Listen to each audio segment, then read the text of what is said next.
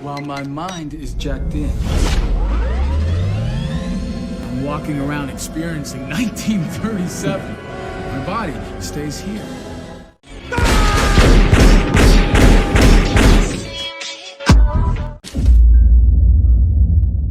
साल है 1937 और जगह है लॉस एंजलिस।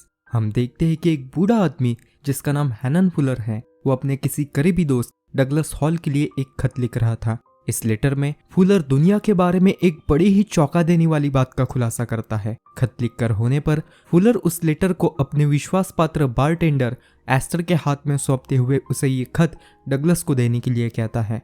फुलर के वहां से निकलते ही एस्टर उस लेटर को खोलकर उसके अंदर लिखा हुआ सब कुछ पढ़ लेता है। खत में कुछ ऐसा लिखा हुआ था जिसे पढ़कर एस्टर घबरा जाता है।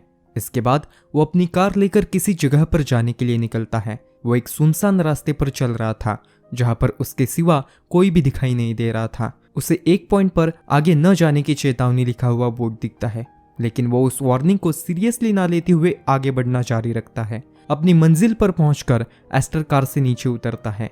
सामने दिख रहा नजारा देखकर एस्टर के पैरों तले मानो जमीन ही खिसक जाती है। उसे दिख रहा था उसके दुनिया का एंड पॉइंट, सिर्फ हरी रंग की कुछ रेखाएं जो कि रिप्रेजेंट करती है एक कोड को, जिसके जरिए इस दुनिया का सिमुलेशन बनाया गया था। अब इस दृश्य को देखकर एस्टर समझ जाता है कि उसकी दुनिया एक सिमुलेशन मात्र है और वो खुद इस दुनिया का एक आर्टिफिशियल क्रिएशन। यहाँ पर सीन चेंज होता है और हम देखते हैं कि फुलर अपने घर लौटकर अपनी पत्नी के बाजू में लेट जाता है। फुलर के सोते ही वो वर्तमान समय में जग जाता है। ये साल था 1999 का और अब ये थी असली दुनिया। अब दोस्तों यहाँ पर मूवी का सबसे पहला सीक्रेट रिवील होता है। हमें पता चलता है कि 1937 की दुनिया जिसे हमने अभी अभी देखा वो सच में एक वर्चुअल रियलिटी सिमुलेशन है और इसका इन्वेंटर है हैनन फुलर। ये दुनिया 1999 में रह रहे लोगों के लिए बनाई गई है जो कि अपनी इच्छा अनुसार भूतकाल को एक्सपीरियंस करने की चाह रखते हैं। ये सिमुलेशन इन लोगों को भूतकाल का एक बेहतरीन अनुभव देता है। वो उस दुनिया में जाकर हर एक वो चीज कर सकते हैं जिससे उन्हें खुशियां मिले। हालांकि इस दुनिया के सभी लोग 1999 में रह रहे किसी ना किसी इंसान के डुप्लीकेट्स हैं, लेकिन फिर भी उन्हें अपनी खुद की एक जिंदगी है। वो सभी कंप्यूटराइज्ड लोग बिल्कुल वैसे ही नॉर्मल लाइफ जीते हैं जैसे कि इस सबसे अनजान एस्टर अब तक जीता आ रहा था। खैर, सीन चेंज होता है और हम देखते हैं कि अभी अभी सिमुलेशन से लौटा हुआ फुलर बड़ी ही सावधानी से अपने बिल्डिंग को छोड़कर एक बार में आता है। फुलर वहां पर पे फोन इस्तेमाल करते हुए डगलस को कॉल लगाता है, लेकिन अनफॉर्चुनेटली डगलस कॉल नहीं उठाता। तभी फुलर एक इंसान को नोटिस करता है जो कि उसके ऊपर नजर रख रहा था। फुलर के बाहर आते ही वो मिस्टीरियस इंसान फुलर को चाकू मारकर उसे जान से मार देता है। अगली सुबह नींद से उठकर डगलस पाता है कि उसके लॉन्ड्री बकेट में खून से सने हुए कुछ कपड़े थे। इन कपड़ों को देखकर डगलस कंफ्यूज्ड हो जाता है।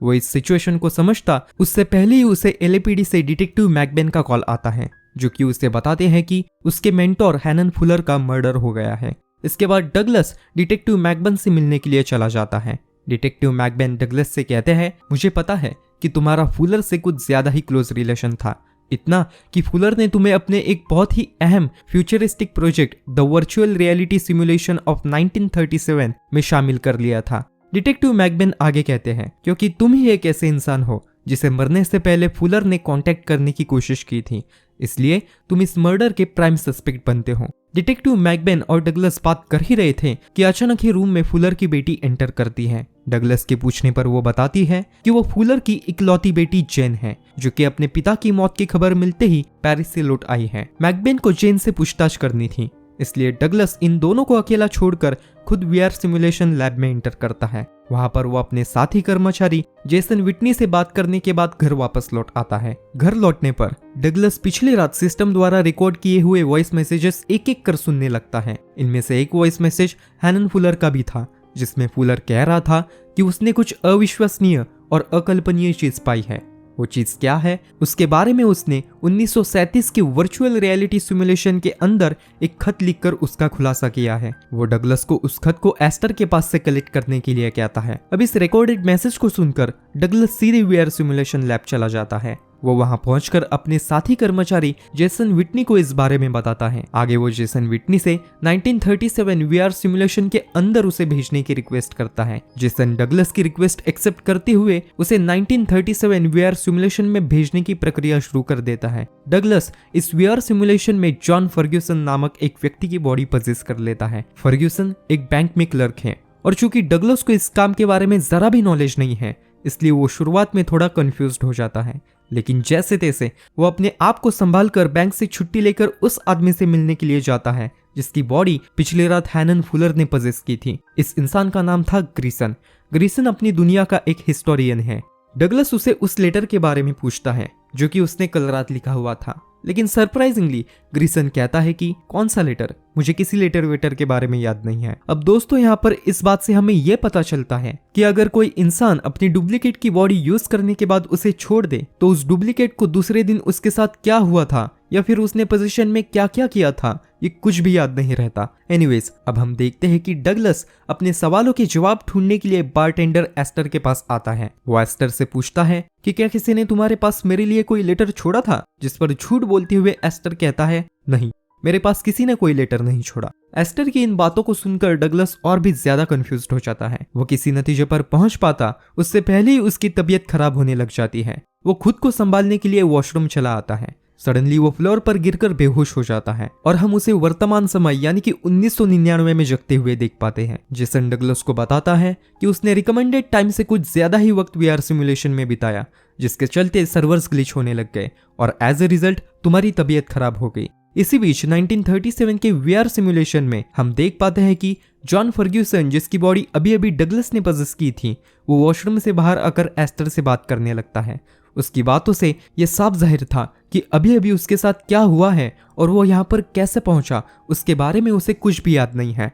खैर, इधर रियल वर्ल्ड में हम देखते हैं कि टॉम जोन्स नाम का एक वेटर जो कि उस बार में काम किया करता था जिसके बाहर हैनन फुलर का मर्डर हुआ था, वो डगलस को देखकर उसे अकेले में बात करने के लिए बुलाता है। वो डगलस से कहता है कि उसने हैनन फुलर का मर्डर होते हुए देखा था। वो जानता है कि फुलर का कातिल कौन है। डगलस उससे पूछता है कौन है फुलर का कातिल। तब टॉम जोन्स कहता है कि और कौन, तुम ही तो हो, तुम्ही ने तो मेरे सामने फुलर का मर्डर किया था। अब अगर तुम चाहते हो कि मैं अपना मुंह बंद रखूं तो तुम्हें मुझे ढेर सारे पैसे देने होंगे। अब इस टॉम जोन्स की बात सुनकर डगलस हैरान हो जाता है। उसे तो उसने किया हुआ ऐसा कोई भी मर्डर याद नहीं था। मर्डर छोड़ो, उसे तो जिस रात मर्डर हुआ वो रात भी याद नहीं थी। डगलस पैसे देने के लिए मना कर देता है, जिसके चलते टॉम जोन्स गुस्सा होते हुए डगलस को मारना शुरू कर देता है। सडनली डगलस के ऊपर कुछ हावी हो जाता है। ऐसा लग रहा था कि डगलस पजेस हो गया है। वो टॉम जोन्स को मारकर वहां से भगा देता है।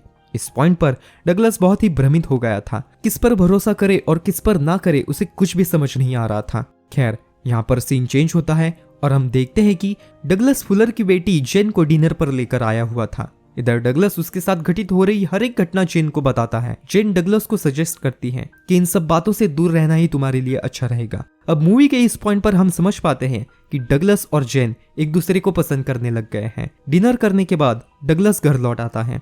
उसी रात डगलस के घर पर बहुत सारे पुलिस वाले आकर उसे टॉम जोन्स के मर्डर का आरोपी मानते हुए अरेस्ट कर लेते हैं। डिटेक्टिव मैकबेन डगलस से कहते हैं कि कल रात टॉम जोन्स पुलिस स्टेशन में आया था। उसने यहाँ आकर यह क्लेम किया कि फुलर का मर्डर करते हुए उसने तुम्हें देखा था और इसके कुछ देर बाद ही पुलिस को टॉम जोन्स की बॉडी मिली, जिसे देखकर यह साफ पता चल रहा था कि किसी ने टॉम जोन्स की बड़े ही बेरहम तरीके से हत्या कर दी थी। अब डगलस को जेल में डालने के लिए पुलिस वालों को इतने सबूत काफी थे, लेकिन अगली ही सुबह जेन पुलिस स्टेशन आकर डगलस की बेल कराकर उसे रिहा करने के लिए पुलिस वालों को मजबूर कर देती है। जेन डगलस को कहती है कि उसे यकीन है कि डगलस निर्दोष है, लेकिन उसे ऐसा लगता है कि सिर्फ कुछ याद न होना इसका मतलब ये नहीं कि डगलस हत्यारा नहीं है।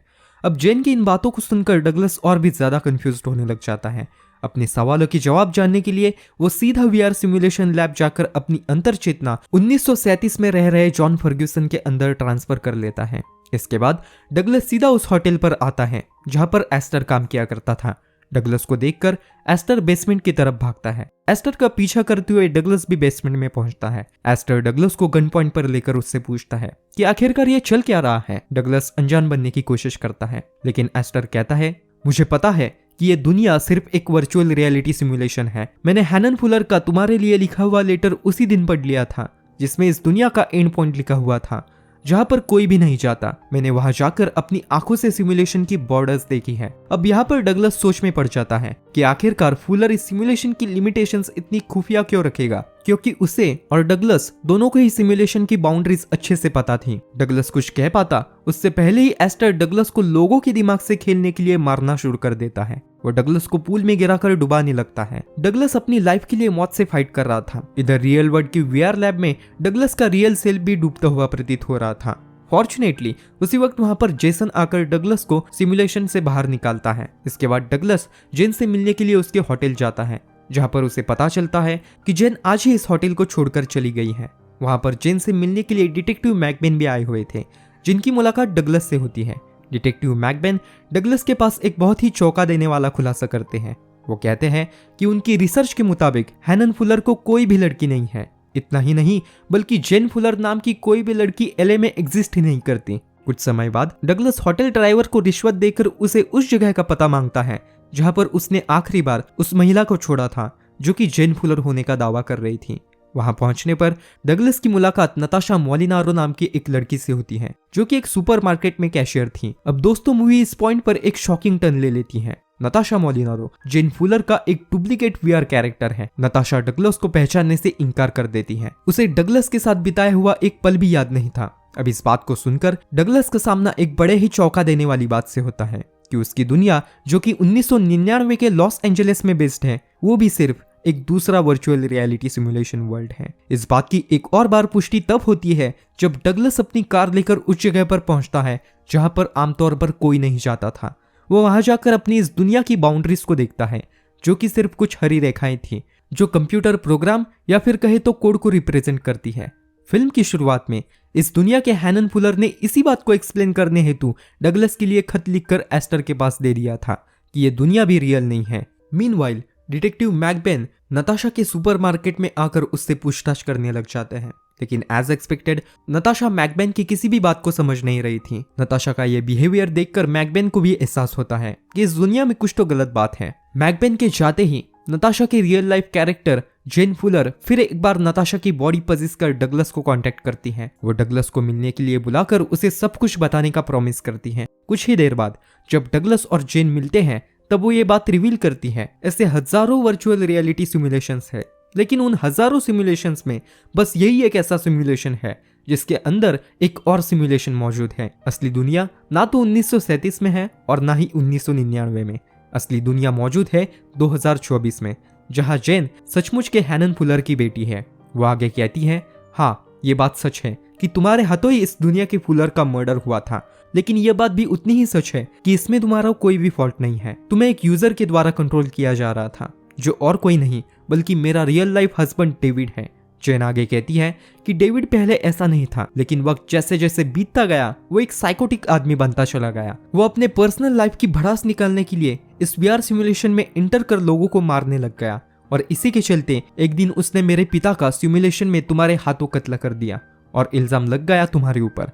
वही दूसरी ओर हम देखते हैं कि इधर वीआर सिमुलेशन लैब में Jason the virtual reality simulation 1937 में क्यूरियोसिटी के चलते एस्टर की बॉडी में एंटर कर जाता है, लेकिन अनफॉर्चुनेटली उसकी वहां पर एक्सीडेंट होने के चलते मौत हो जाती है। अब इससे होता यह है कि एस्टर की अंतर चेतना सिमुलेशन से बाहर निकलकर जेसन की बॉडी को टेक ओवर कर लेती है। अब इस दुनिया में आते ही नए एनवायरनमेंट के चलते एस्टर कुछ अजीब बिहेव करना शुरू कर देता है, जो कि वहां पर मौजूद सिक्योरिटी गार्ड्स भी नोटिस करते हैं। जेसन का यह अजीब बिहेवियर देखकर सिक्योरिटी गार्ड्स डगलस को इन्फॉर्म कर देते हैं। जब डगलस लैब पहुंचता है तब लैब की हालत देखकर वो समझ जाता है कि ये उसका दोस्त जेसन नहीं बल्कि 1937 से उसकी बॉडी में टेलीपोर्ट होकर आया हुआ बारटेंडर एस्टर है। एस्टर डगलस को गन पॉइंट पर लेकर उससे फिर एक बार वही सवाल करता है कि आखिरकार ये चल क्या रहा है। कोई और ऑप्शन ना पाकर डगलस रिवील करता है कि ये दुनिया असली नहीं है, वो दोनों भी वर्चुअल रियलिटी सिमुलेशंस के सिर्फ एक कैरेक्टर्स मात्र हैं।